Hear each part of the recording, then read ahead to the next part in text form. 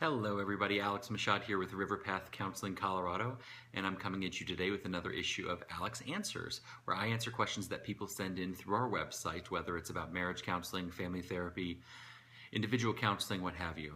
Today's question is a great one. It comes from SD, and SD says, my husband and I have been reading the love languages books and taking the quizzes. What happens if I don't want to do my husband's love language? Great question, SD. And before I give you an answer, I want to fill in everybody else in on what you might be talking about, okay? There's a great book by Gary Chapman called The 5 Love Languages. It's a great book for all kinds of couples to check in with.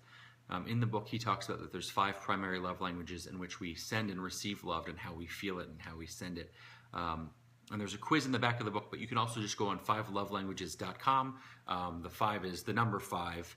So 5lovelanguages.com, I think it's /profile, and you can take kind of the free quiz online and learn a little bit more about what's going on there. But so that's the book that SD is talking about. SD, back to your question. Not to give you such a therapist answer, but I really wish that we were sitting together so I could give you kind of a more tailored, more specific answer for you.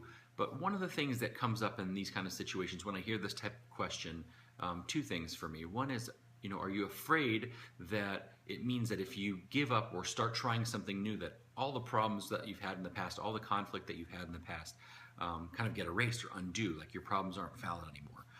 Some people have that fear and are hesitant to make changes and be the one to be proactive about the changes because they feel like that is an admission on their part that they're kind of giving up on what was important to them.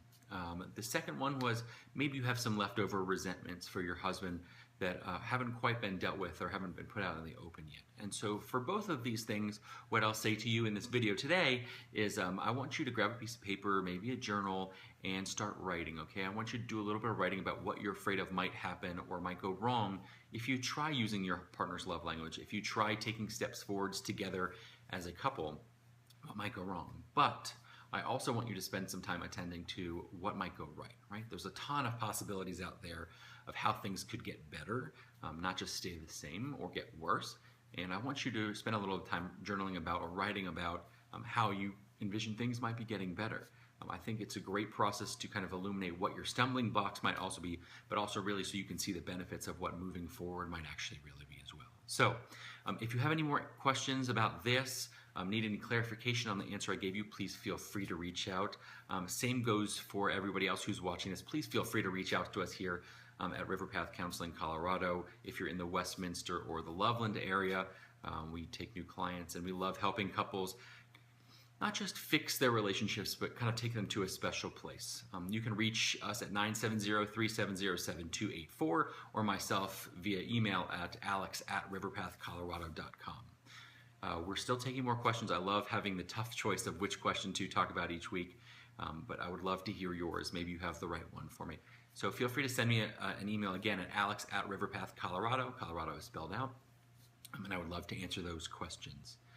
Until next time, I'm Alex Mashad with Riverpath Counseling Colorado.